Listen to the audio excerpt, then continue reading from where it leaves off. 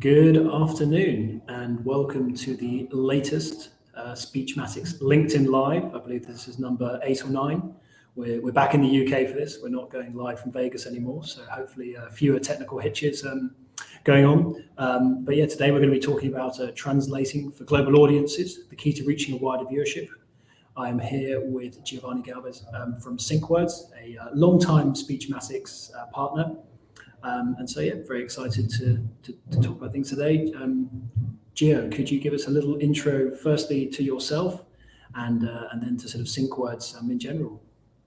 Yeah, thanks, Ricardo. First, I want to say how excited I am to be here to speak to your audience and to have a webinar with Speechmatics. Speechmatics has been a really great partner for SyncWords. My name is Giovanni Galvez. I am the Vice President of Business Development at SyncWords in New York. And we leverage Speechmatics on a daily basis to not only transcribe pre-recorded video, but live events all over the world. And so we've built a platform that uses Speechmatics so that we can provide live streaming and live accessibility to anything like virtual conferences, as well as television channels, live streaming, sports and news. Thanks a lot, Gio. And as always, I forget to do my own intro. Just far too humble of me. Just very quickly, I'm the VP of Sales and Business Development here at Speechmatics. Speechmatics is a automatic speech recognition company. We translate and transcribe. We do both now. We didn't used to do that, but as of recently, we translate too, across 48 different languages.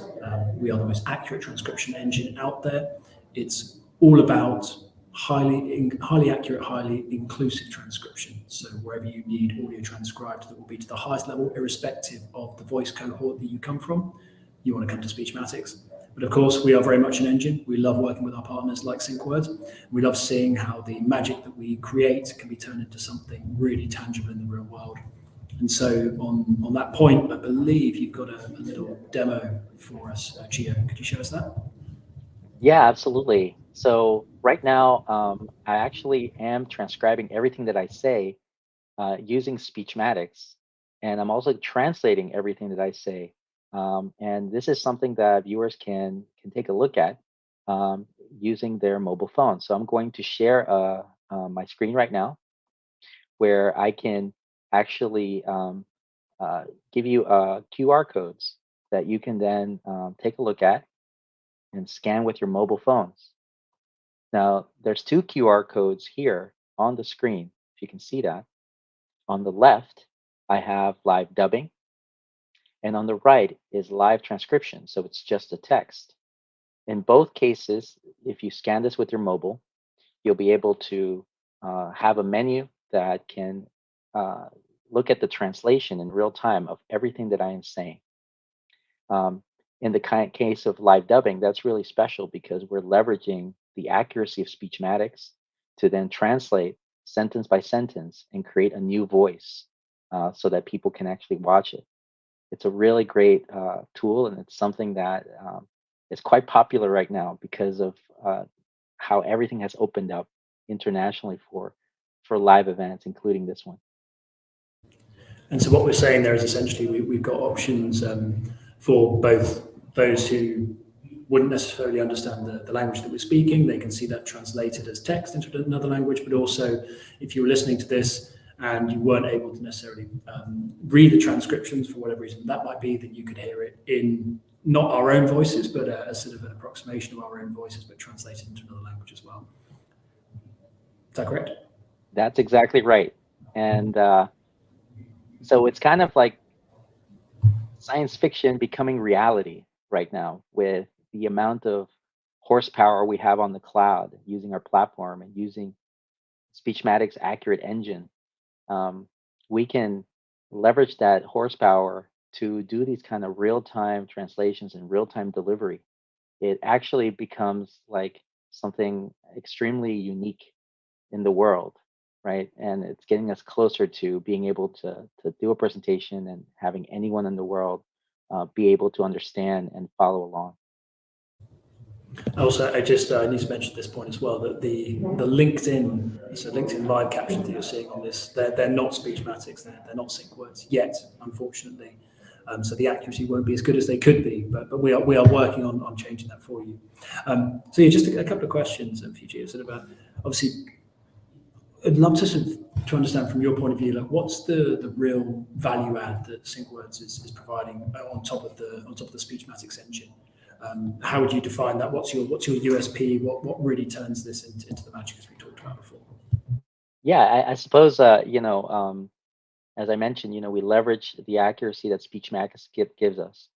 But really, it's about how do we get that into every single live video around the world, right? Whether you're on a Zoom call or you're watching a live stream or whether you're watching live television, that's really the challenge. And so that's our mission as SyncWords is to get um, accessibility and localization translations into every single player, whether you're watching on your mobile, on your desktop.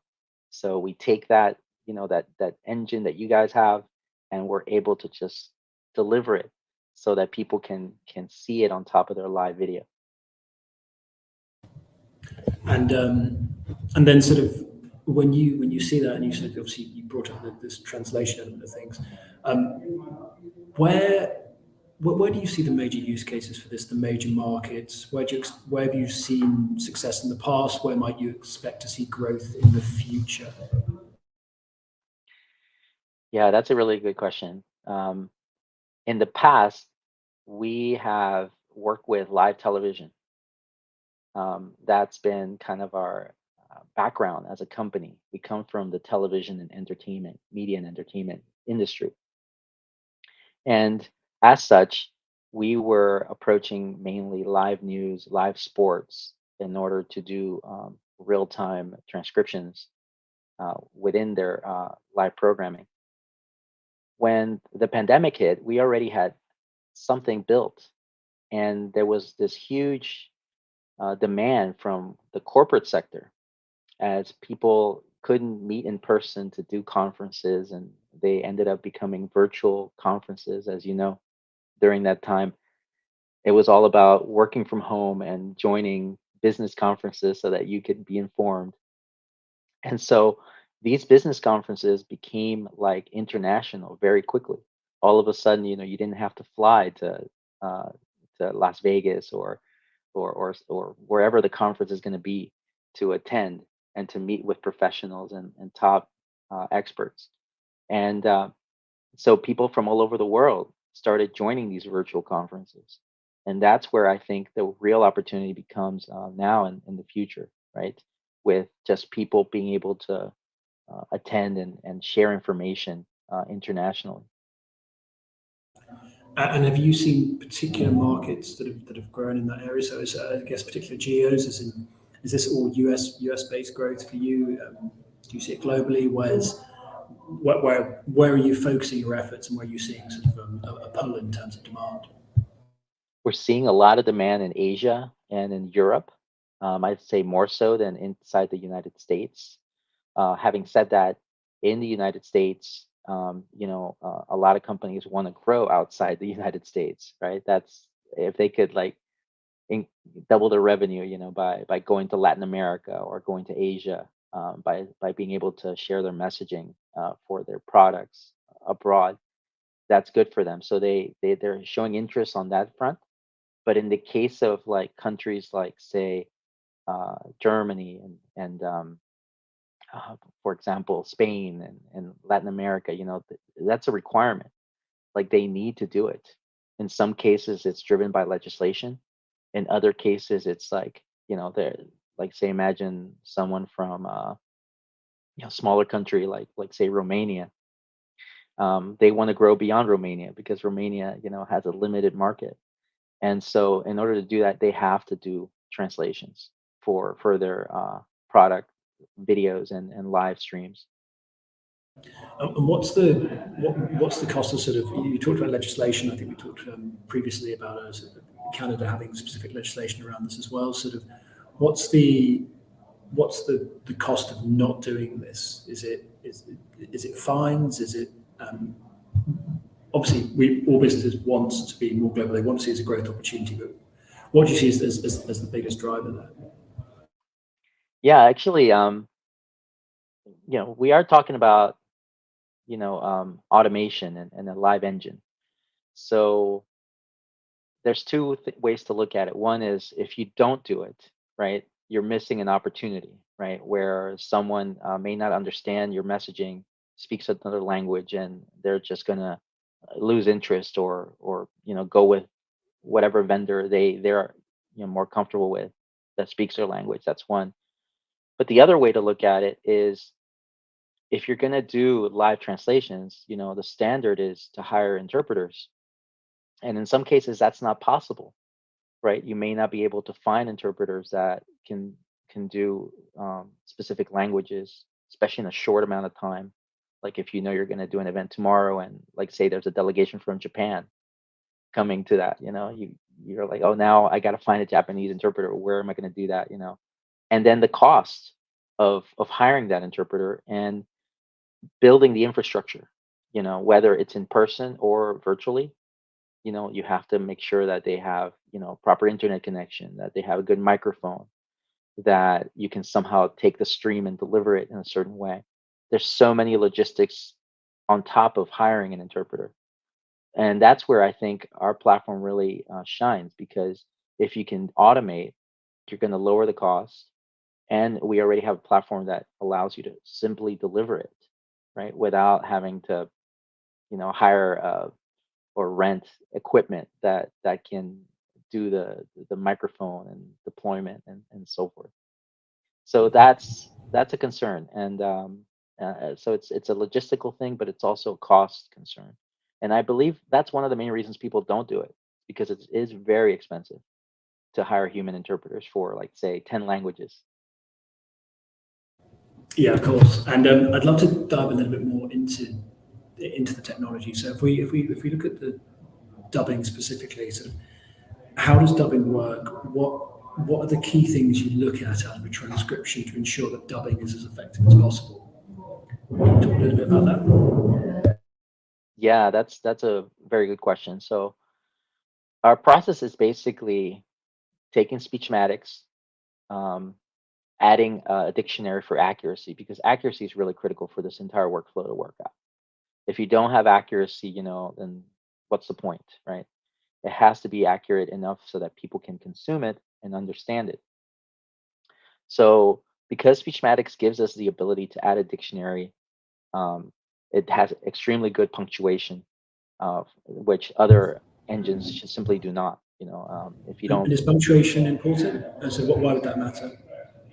yeah, absolutely. When you're translating something, and whether it's real time or for pre-recorded video, without punctuation, it's going to change the entire meaning of the sentence, right? Because just like an interpreter, they're listening. I used to be an interpreter, by the way.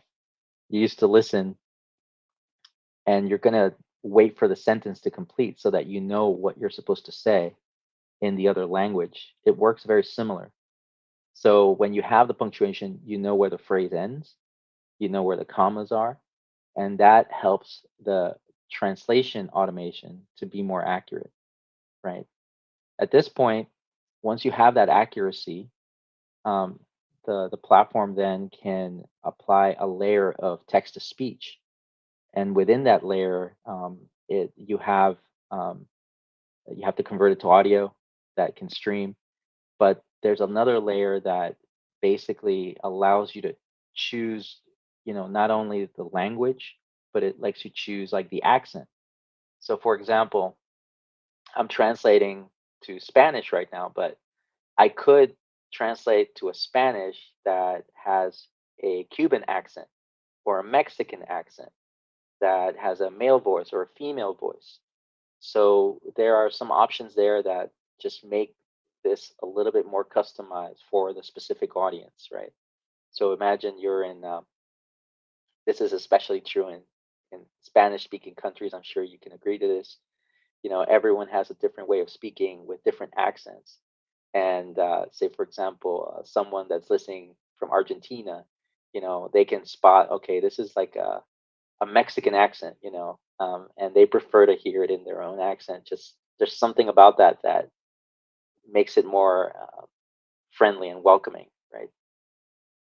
Yeah, of course. No, I'm sure we could demonstrate some of those accents right now, but I believe that if we started speaking in Spanish, then the translation that would be being provided would go wrong because at that point we'd be trying to translate from a different language than the one we set up for. So there's still some work to do. Still need to work on those multilingual models, which I know a lot of our customers are asking us for, so the ability to transcribe without knowing what language is being used into different languages, and then translate to different languages.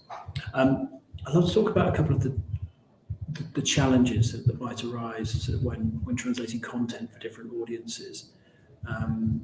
Both sort of whether that's news content or sort of language structure. Sort of what do you see as the most of those common things that you need to overcome? Yeah, it's a good question. There is when you're using speech to text, like in this case, the audio quality is really critical. That's kind of like the foundation, right? Um, the good news is that when you're doing like things like live news and sports, they use professional microphones, and they have a way to lower noise. They even have a way to separate just the dialogue track, so that they could give us that without the music. There's a lot of things they can do because they have all this professional equipment. When you're talking about like something like this where it's just a virtual like stream, the audio has to be pretty critical. So having a good microphone, I think, is a challenge that I think with practice people will overcome as kind of like um, things that they want to like set up in advance and provide for their clients. As things open up and people are doing in-person events, they usually just hire AV teams that kind of handle all that for them. So that introduces a new challenge, right? How do we explain to the AV team that's doing a conference in, say, France? Let's say they're at a city, they're doing the film festival, for example, that just happened.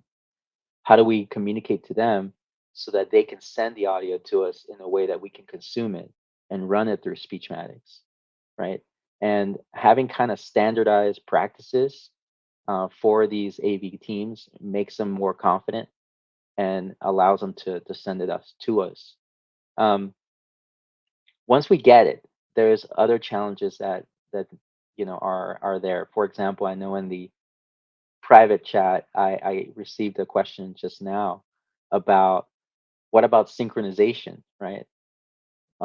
Depending on the workflow of your stream, it could be that the subtitles might come early or maybe they come late, right? Depending on your workflow. So another challenge that we're faced with is synchronization, and that's something that we can actually adjust on our platform. So let's say I could go into my platform and introduce a delay so that like people that are watching along on their live stream can get a more synchronized subtitling and dubbing.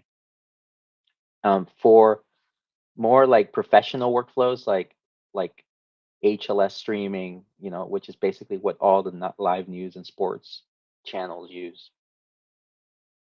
There is an ability to do something that's called latency hiding, where we can get the subtitles to be perfectly in sync, and the same thing with the dubbing.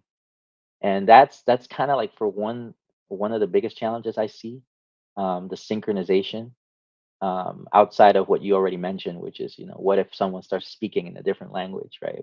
What happens there? And to that point, I also want to mention, there's certain uh, cultures around the world. Like for example, in the Philippines, it's very common for all of a sudden to just throw in an English phrase in the middle of what you're speaking, right? That's just the way people speak. Even the president of that country speaks that way. And so it's critical for us to rely on, like research and development for Speechmatics to try to help us overcome these types of challenges there when people are speaking in multiple languages. Yeah, and from our point of view, that often involves sort of building foreign vocab into different language packs. It's something we see quite often. Sort of all of our language packs that aren't English will have an element of English on them, because sort of within them, just because that is what the data looks like. A lot of loan words have been used, more so in some than others, obviously. But that kind of course upset the sentence structure, and then it can increasingly, and again, I'm assuming here, really have a large downstream effect on the translation. And which leads me into my next question, really, sort of understanding, do you have figures or sort of visibility on what a drop in transcription accuracy means for translation itself? How good does it need to be in order to be effective, from your perspective?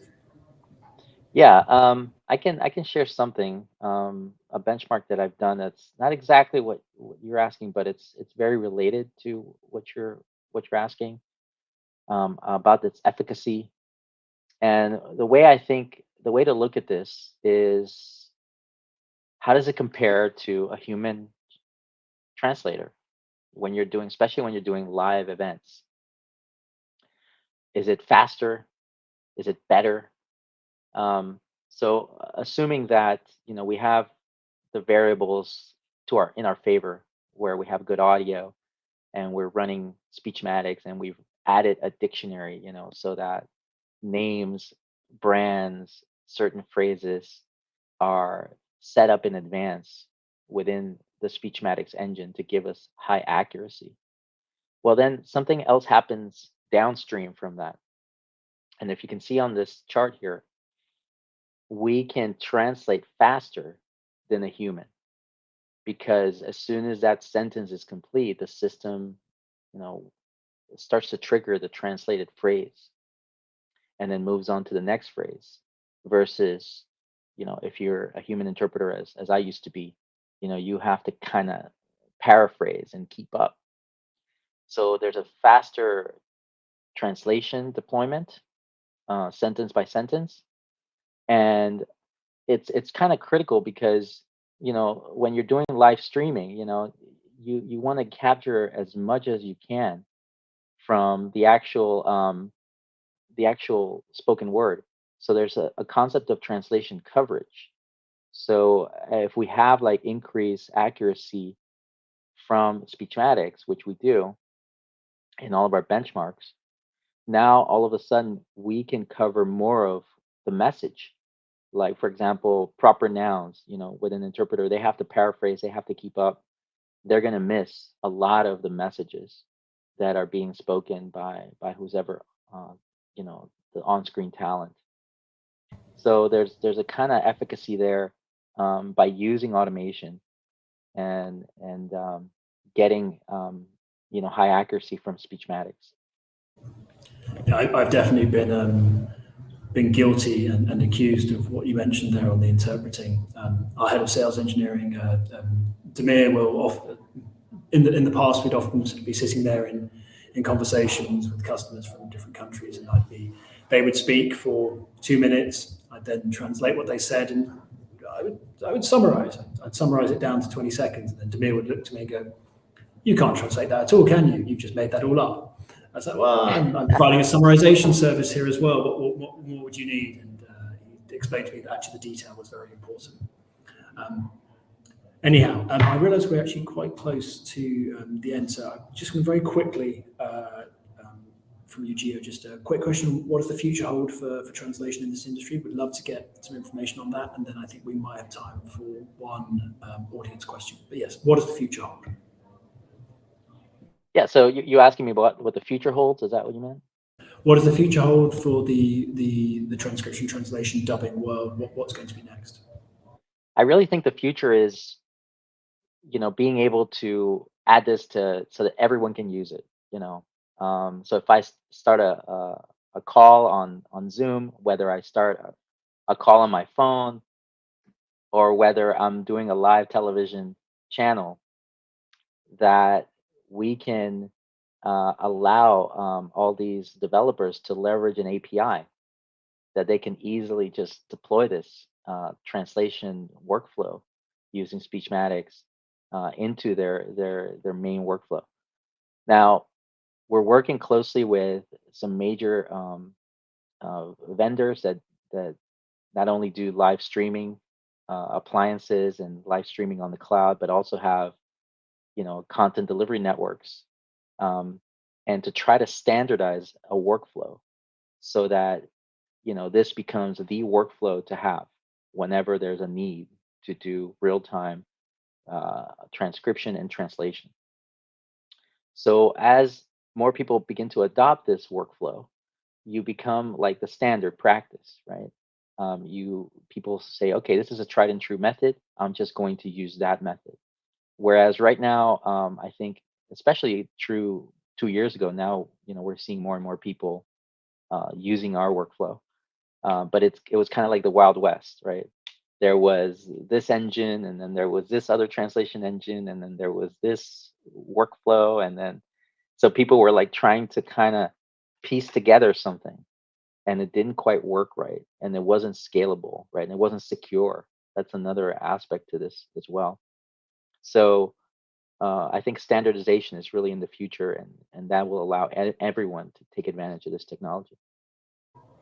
Awesome stuff. And then some quick questions from our viewers. One, I guess for you, also from ourselves, but how many languages can be supported at once for live voice translation?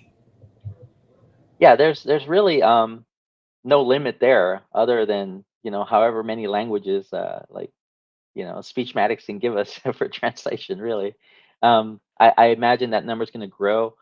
As of today, we can support 40 plus languages, so all the major languages, and then some Eastern European languages as well, and even some a lot of Asian languages. We had a call with someone in Mongolian, and we were doing live translation to their TV channel in Mongolian with voice and subtitling. So yeah, that's gonna grow, and we'd love to see by sometime next year that number be like 100 plus. We will work on it. But I think I guess the point is that as long as you've got the computer to throw at it, then you can translate in all the languages that are available.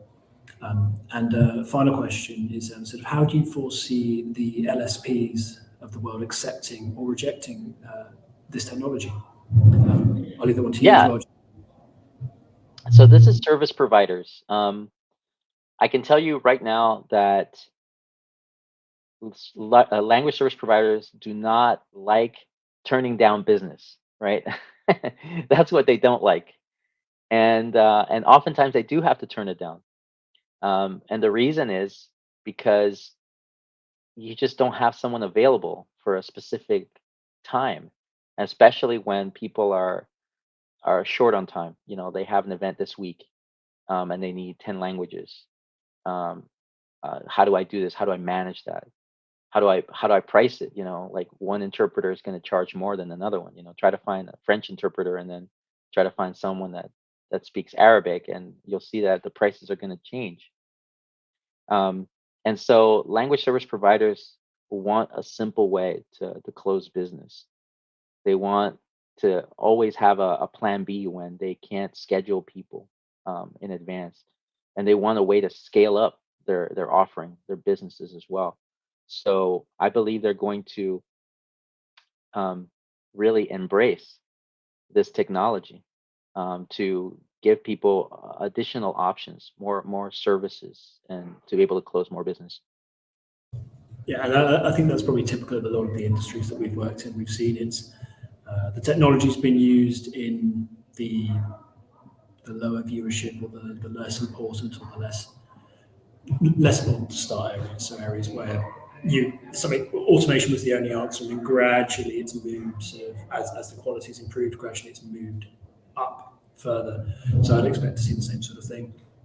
I believe that is all we've got time for. So the only thing I've got left to say is obviously our real-time translation demo is live on our portal as well. So please do check that out. We encourage you to try out obviously SyncWords dubbing and translation, and continue to explore this awesome technology.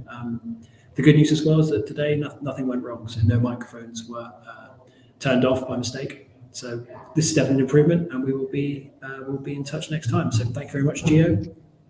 And thank you to everyone for watching. Thank you as well. I appreciate it. And I hope everyone that's watching has a great rest of the day. Cheers. Thanks a lot. Goodbye.